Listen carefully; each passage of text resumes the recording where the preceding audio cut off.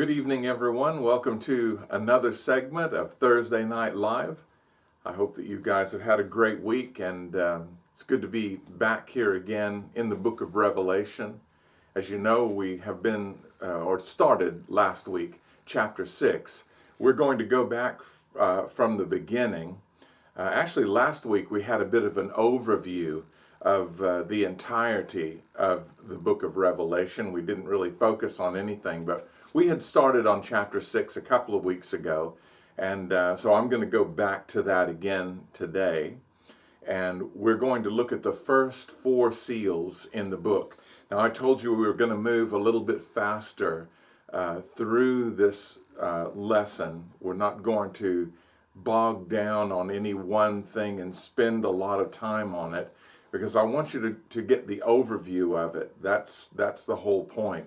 And I know we had a lot of things said in last week's lesson. If you remember, I did cover off a few things. One of the things that I didn't cover in that overview is looking back to Daniel. And I want to start our study tonight on Revelation chapter 6, back in the book of Daniel, because I think this is where the root of this revelation comes from. There's a couple of locations there that I want to cover, and I'm going to be reading off notes that I have. Obviously, I had to prepare this beforehand for you, as this is more or less an introduction, and wanted to make it speedy. So if you look in Daniel chapter 2, you'll remember this. Daniel is a wonderful book, by the way. What a great study that was. We took our time going through it and really enjoyed it very much. And I hope that you got something out of it too. But you will recall Nebuchadnezzar had a dream. And in that dream, he saw that image, right? It had a head of gold, arms and breast of silver, belly and thighs of brass, and it had legs of iron. And of course, we know, because we studied through this passage, that these represented the major kingdoms that were going to arise one after the other. And the final kingdom would be the one which would, as I suppose we want to call it, a remainder of that kingdom, would be present on the earth at the time of the coming of Jesus Christ to set up his kingdom. So we have 4 kingdoms that were going to rise. 3 of those kingdoms were going to fall. The 4th would also fall, but a vestige of that kingdom would remain, and it would intermingle, the Bible says, with the rest. And I want to read you just a couple of verses here. This is in Daniel chapter 2, and I want to read you verses 42 and 43. This regards this kingdom, which were legs of iron, and of course it represents Rome. Rome was that kingdom of the legs of iron. And then the image, when he looked further down, Nebuchadnezzar saw feet of clay mixed with iron, like they were mixed together. They were not very well bound, but that's what the feet and toes were made out of. And so we understand, of course, that the legs of iron is Rome, and probably a good representation of it being legs, in the sense of it being two prongs, because, of course, as you would know, the Roman kingdom was divided after a period of time into the Eastern Kingdom and into the Western Kingdom. So the Western ruled from Rome. The Eastern Kingdom ruled from Constantinople, which is modern day Istanbul, Turkey. And it was actually that Eastern Kingdom that was in the end of this kingdom of Rome, was actually covering or looking after that area that includes the land of Israel, Egypt, and all of those areas ringing that region. And so I think it's a great picture. But it was shown that even that kingdom would fall, but that remnants of it would remain, because in the feet and toes there was still iron mingled with clay, but there was iron there nonetheless.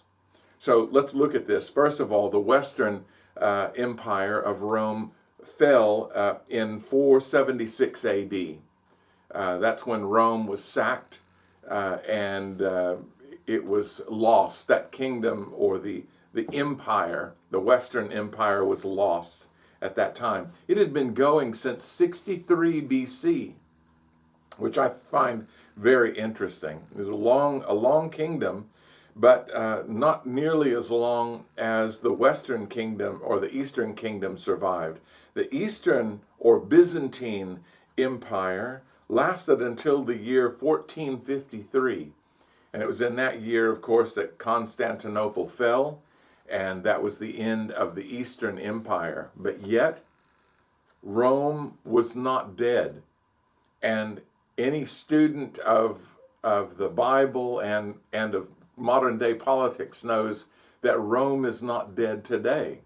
There is the small nation of Rome, very small in size and in space. It doesn't spread itself across the world anymore, ruling over nations of men, but it has morphed itself into a religious rule.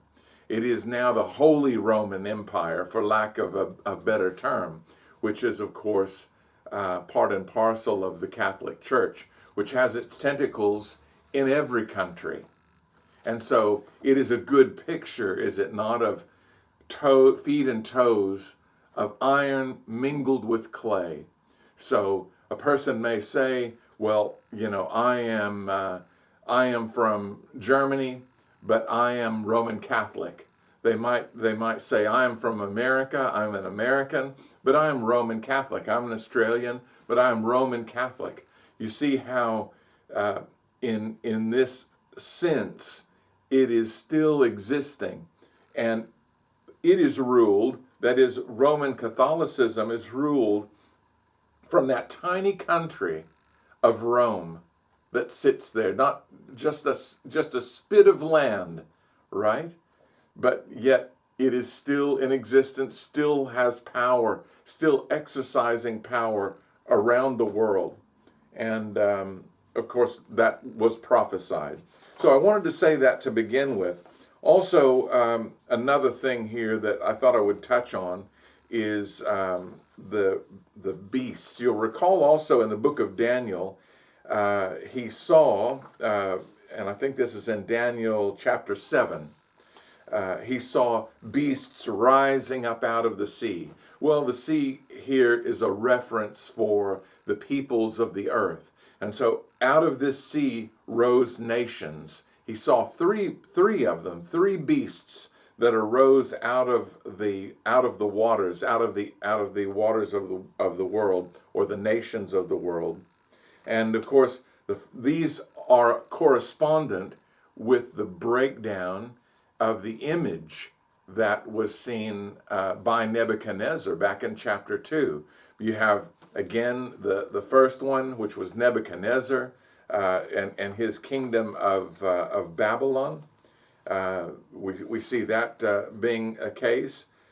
We see also that God was preparing. So the first was the lion and eagle's wings, which represented Nebuchadnezzar, Babylon. The second was like to a bear, which was the Medo-Persian Empire, which took over or superseded the Babylonian Empire. Then you had the third, which is the Alexander the Great and Greece, which swept over the world in a huge, like a tidal wave, and went into places that even the other nations hadn't gone, or the other beasts that had arisen. And the final beast that rose up out of the waters, out of the sea, was this dreadful and terrible fourth beast, which is Rome. And it corresponds to the legs of iron and the feet partly of iron, partly of clay, of Nebuchadnezzar's dream. Just to put this out in passing, Daniel described this as a dreadful beast. That is, one who is formidable, fearful. He said it's terrible. In other words, it has some stoutness about it. It's a big, burly beast that comes up out of the sea. Strong exceedingly, he said, which means preeminently powerful. That is, there was no power on earth to match it. And this certainly speaks of Rome, which led and ruled with iron, like with jaws of iron. And it says it devoured and brake in pieces and stamped the residue with the feet of it, and it was diverse from all the beasts that were before it, and it had 10 horns. We're going to leave it right there. This gives you a bit of background to what we're going to look at today, because we are going into Revelation chapter 6. We're going to revisit the first seal, and we're 10 minutes in, which is not bad. That's pretty good to get the introduction out of the way. So now I know you're thinking about the visions. I've only brought up 2 of them for time. 2 of the visions that Daniel had, or rather one that Nebuchadnezzar had of the beast, or the image which he saw. Legs of iron, feet iron mingled with clay.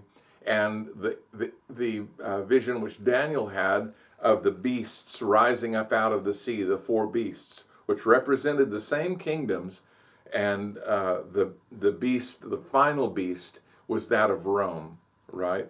So we're back to square one, and now we take up this vision where John has seen a door in heaven, and the door is open, and Daniel comes to see the things that will be hereafter. First of all, he says here in Revelation chapter 6, verses 1 and 2, "And I saw when the Lamb opened one of the seals, and heard, as it were, the noise of thunder, one of the 4 beasts, saying, 'Come and see.' And I saw, and behold, a white horse, and him that sat on him had a bow, and a crown was given unto him, and he went forth conquering and to conquer." Now, last week I mentioned that this is reminiscent of the white horse on which Jesus rides in the end of the book of Revelation, or further along, and we'll be looking at that, of course, as we get there. But I think with reflection, I think this is actually referring to the time of this final beast. It's talking about the time that was past the age that Daniel was in those visions, Nebuchadnezzar's vision and Daniel's vision in chapter 7, but one which was very real and apparent in John's day. Remember, Rome under the Caesars rose to this great powerhouse in about 63 BC. So in the time of this writing, which is about 95 AD, they are not even perhaps a quarter of the way through their great reign over the earth. And that's looking only at the Western Empire from Rome. So you see, these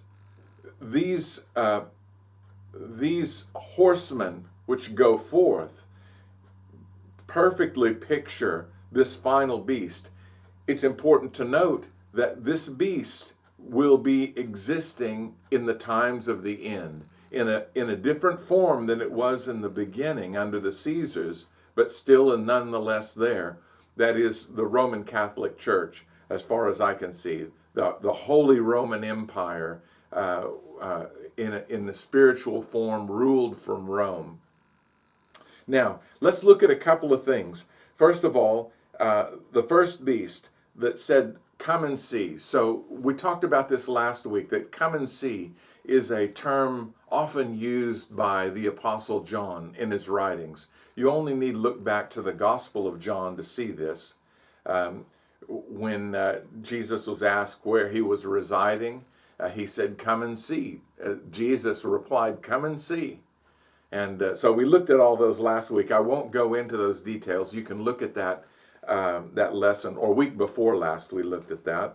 You can look at that lesson. They're all live on our online lives. Also, he was riding the white horse, which is it is in this instance, and I understand the relation of Jesus Christ riding the white horse, because he is riding it to conquer. He's coming back as a conquering king. But in this case, we have the white horse representing this new kingdom. I would even go so far as to say the Caesars pushing their kingdom, moving their kingdom out from Rome to surrounding areas and going afar. Hence the use of the bow. Remember, I told you last week that the bow was the long-range weapon of the day, right? It was used to strike at a great distance, much further than a person could throw a spear, and certainly much further than a person could fight with a sword, which the Romans had at their sides.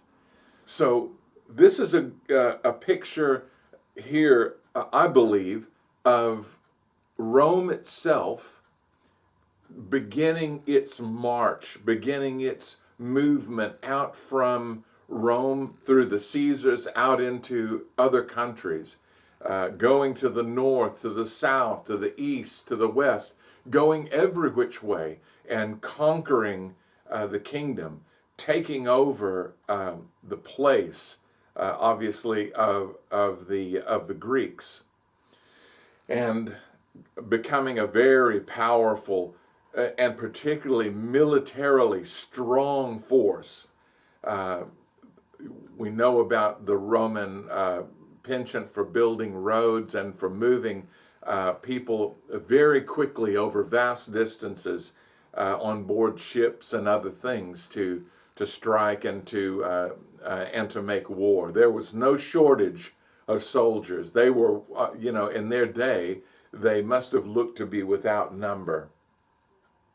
And another thing about this king, he's given a crown, and this word crown is the word Stephanos in Greek, which refers to a diadem or a badge of royalty. In particular, what's interesting here is that this was also a prize given in the games. So this goes all the way back to the Greek games, right? And the Romans brought this over as well, so that they were given a laurel wreath. And I think that's the idea behind this, is that these Caesars are given their crowns. They only hold their power for a very short period of time, most of them. But they're given their crowns, and they go forth on horseback, conquering the kingdoms of the known world of that day. They went as far as they could go, and they ruled by authority, by conquering, by putting down and subjecting the nations to themselves. The nations, for that matter, once they were subdued, were conquered, were allowed to continue life fairly normally, with the exception that they had to pay a tax to Rome, of course, to do everything. But it also, made them open to great trades and lots of potential income. So, but conquering these nations was by Rome chewing them up, and the nations capitulated one after the other. They all bowed the knee and bowed the head to the Caesars of Rome and to his armies as they pushed forward. Now we have the second seal opening, and it says in verse 3, "And when he had opened the second seal, I heard the second beast say, 'Come and see.' And there went out another horse that was red, and power was given unto him that sat thereon to take peace from the earth, that they should kill one another, and that there was given unto him a great sword." So you may have heard of the Pax Romana, that is the peace of Rome. It was peace through power, right? Peace through subjugation and occupation, right? That's the way Rome did it. And at their time and in their day, they were very successful. We have here another horse going out. So we have the first horse going out. Its rider is conquering, and with the purpose of conquering, and he does conquer. Then another horse goes out, which is a red horse. And the Bible tells us that the purpose here was that it was going to take peace from the earth. An interesting passage here. This word to take peace is talking about quietness, rest, unity. It's actually a word that is used. It's used, peace is used as a greeting in the Bible. You see it often in the books of the Bible. Grace and peace unto you. And that word peace, of course, is talking about that quietness, the rest, the unity, talking about everyone together. So what's going to happen with the red horse? Well, what happens is that unity, what they had, was broken. And the breaking of that unity meant war, obviously. And a great sword was given to them. And there have been others who have likened this to perhaps the invasions of other countries and in winning victories over Rome, the Goths, or perhaps even in Byzantine Rome in the eastern section when they were conquered in the 1400s. So the key here being that a sword was given to them, a great sword that they might destroy. Interestingly, though, I looked at this word sword, and it speaks of it as a makira, which is actually like the dirk or the dagger that was worn by the Roman soldiers.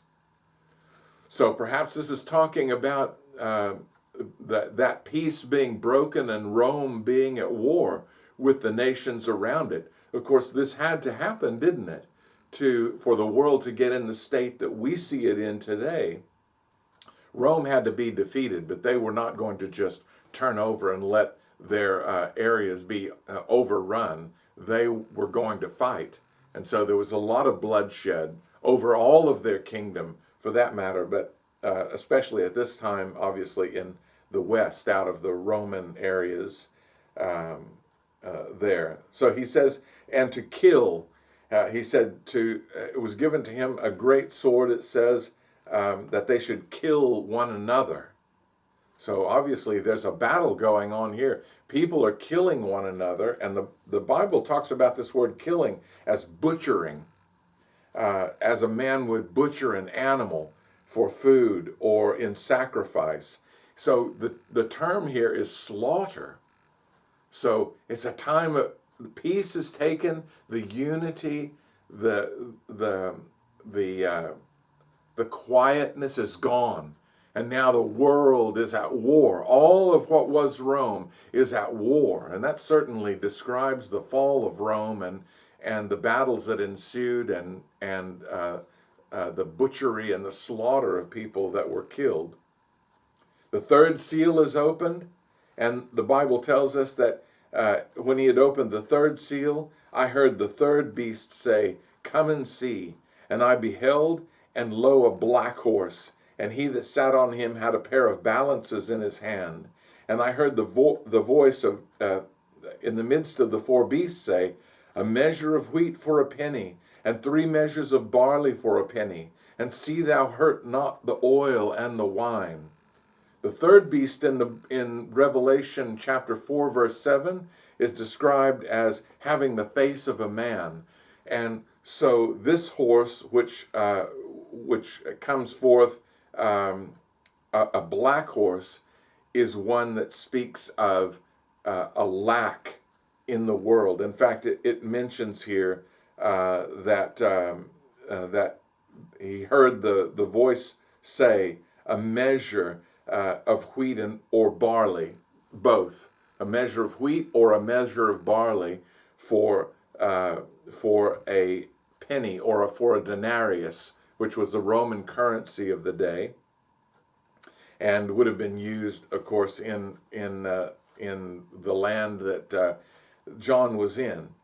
And so what's the idea here? Well, what is a measure of wheat or a measure of barley? Well, you would have a measure of wheat in after the time of the harvest of wheat, right? But there was also a winter crop which came in the spring. This tells you something, that the hunger was going to last from harvest through the winter, that it was going to be a long time with a shortage of food. And that's given by the two types of foodstuffs, by wheat and by barley.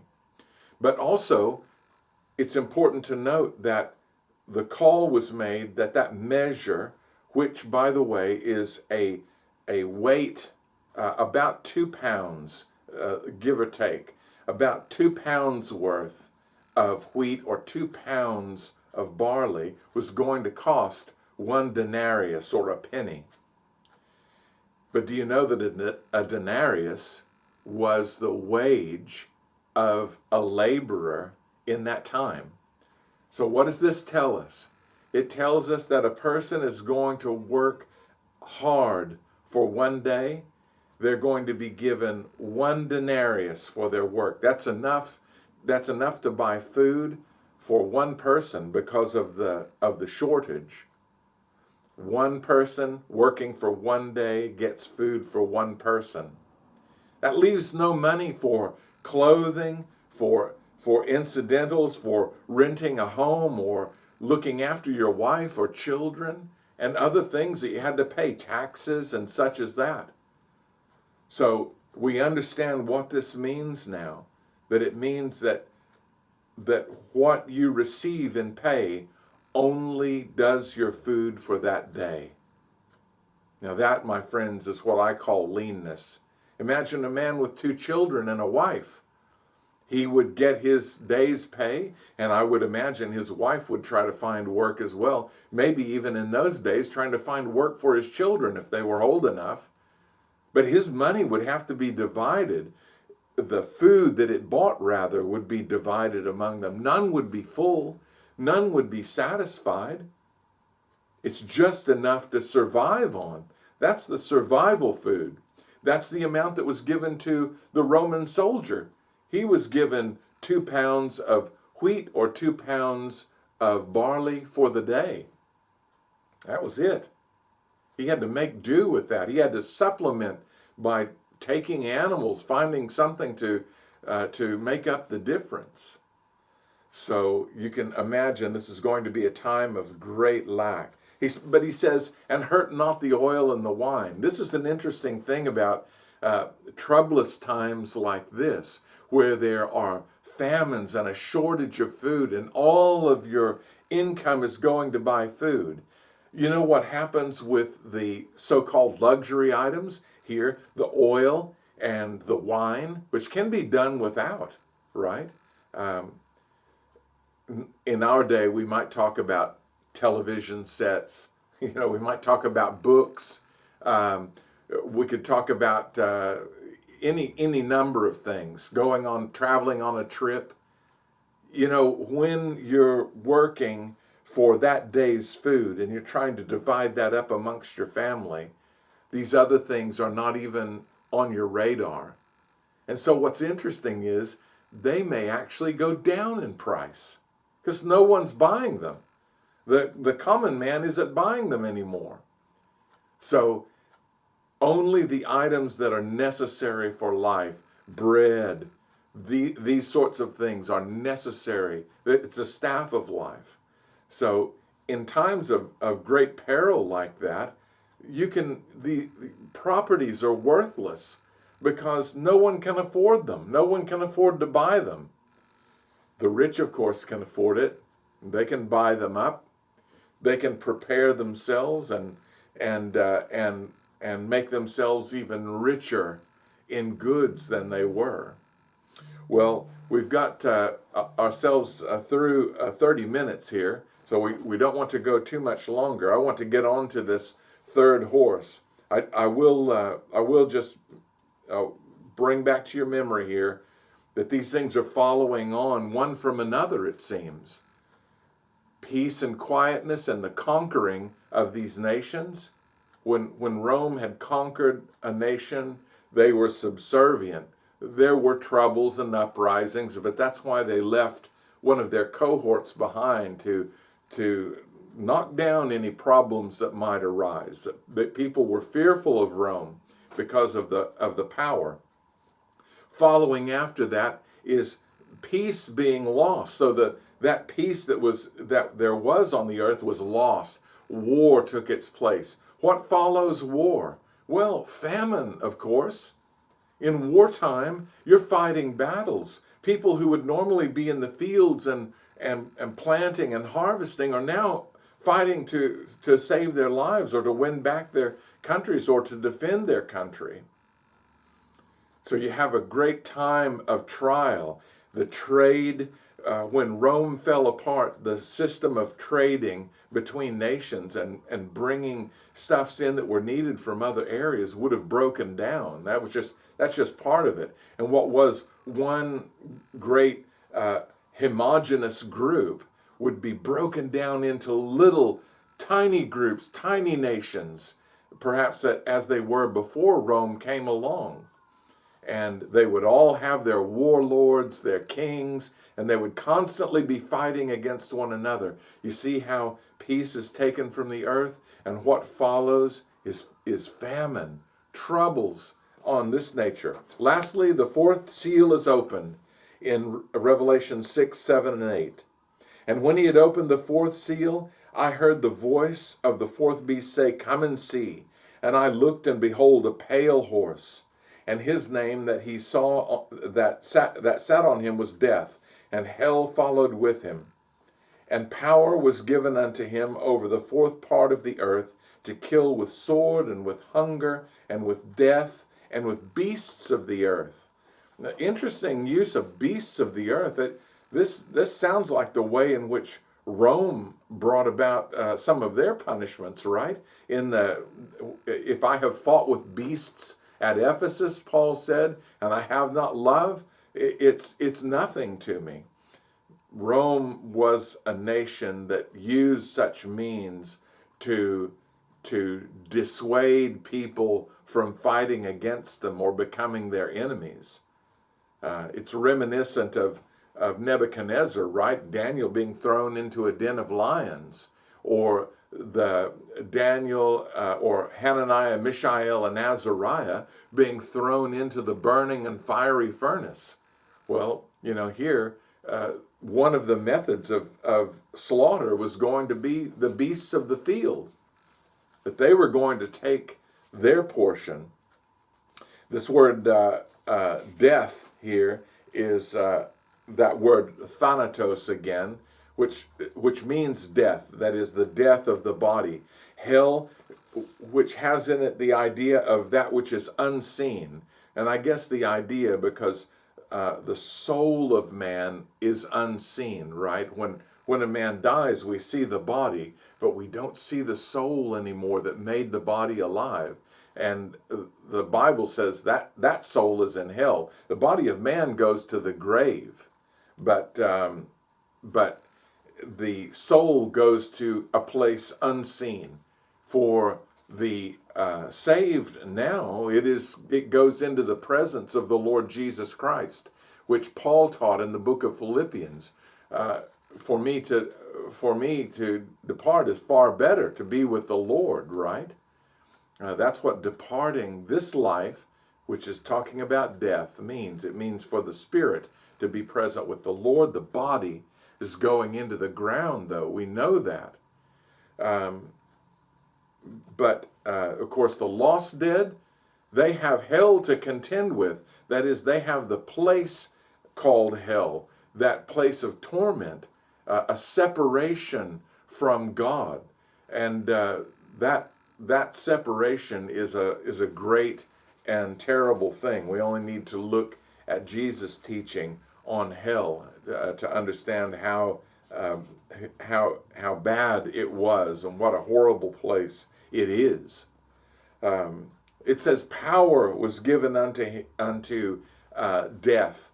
It says that word means exousia, or authority, permission, the right to do something was given. So permission is given for death to do its work on the earth, and over a fourth part of the earth, by the way, to kill with sword. And this word is not that Roman sword that we talked about, the Makira. This is a Ramphia, which is talking about a long broadsword. To kill with sword, with hunger, that is scarcity of food, with death, that is death in the sense of people dying for various reasons, sickness, illness, that are a result of, perhaps, of the other things. And lastly, with the beasts of the earth, as I mentioned, reminiscent of Rome. So we have now begun into the seals. We understand and we see how one follows the other, one conquering and to conquer, and conquering meaning to overcome or to subdue. And then what has been subdued by Rome was going to drift into war as the kingdom of iron of Rome was being defeated on this earth, or overcome over a period of time. Remember the Eastern Kingdom lasting into the 1400s, at least in Constantinople or Istanbul. And so we see all of these things. As these things broke down, there was war, and there still is war. And we'll talk more about this. I'm tempted to do it now, but I understand the time. We don't want to go too far on this. Next week, we're going to pick up with seals 5 and 6. That's going to be our purpose for our next study. And I'm looking forward to that, and I hope you are too. Remember, we meet and worship. I'm from the Morayfield area, and we have a church, Bethesda Baptist Church, which meets at the Morayfield East State School. We meet in their auditorium, in their big hall there on Graham Road. And we meet at 10 a.m. in the morning. You're invited to come and be a part of our morning services. We meet again at 5 p.m. in the evening. We have a bit of a Bible study, more of an informal study there. And of course, we invite you to come along to those, but it may be that you're not able to come, distance or time or whatever might be. Then come and be with us here next Thursday at 7 p.m. for another study in the book of Revelation, Revelation 6, next week, beginning in verse 12. And we'll go all the way through the end of verse 17 and cover the fifth and sixth seals. And I hope to see you there. Well, God bless you for coming into our live stream tonight. And until next week, may God bless you and keep you safe. God bless.